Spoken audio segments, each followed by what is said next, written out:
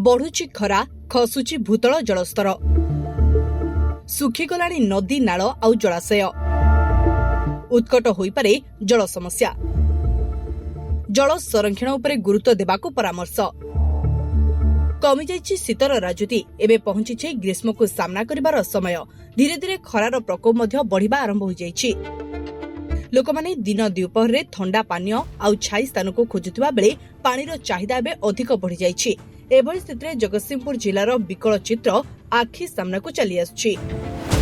कमी चली जगतसिंहपुर भूतल जलस्तर गला 10 वर्ष प्राय 10 फुट तलक खसीगलाणी भूतल जलस्तर नदी में पानी नथिबा बेले नाଳ सुखिला पड़िछि। अनेक जलाशय मध्य शुष्क हो जाइतिबा बेले ताहा पोता चलिछि।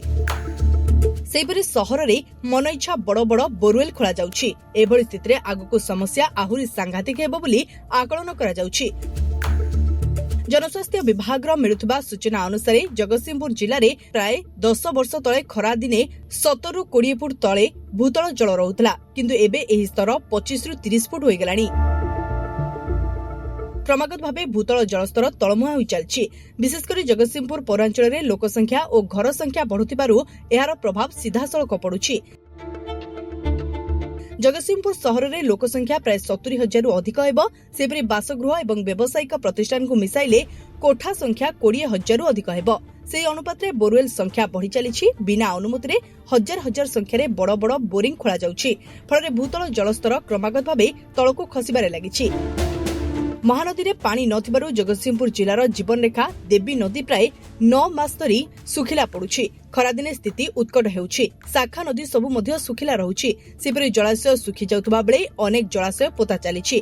नलकूप खनन पूर्वरु अनुमति एवं एनओसी बा नो ऑब्जेक्शन सर्टिफिकेट आनिबार नियम थिले भी एहाको पालन करा जाउ नाही। अन्य पक्षरे वर्षा जल को संरक्षण करी रखिबा सह भूतल जलस्तर बढ़ाइबा पई सहरांचल रे मुक्ता योजना रे वर्षा जल अमल प्रकल्प होइतिला।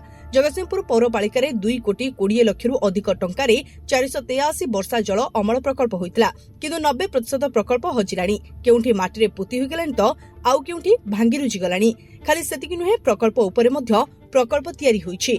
वर्षा जल संरक्षण हेले भूतल जलस्तर बढ़िबो बोली जेउ लक्ष्य रहितला ताहा संपूर्ण विफल होइछि। जगतसिंहपुर शशांक आचार्यଙ୍କ रिपोर्ट एसएमसीटी न्यूज।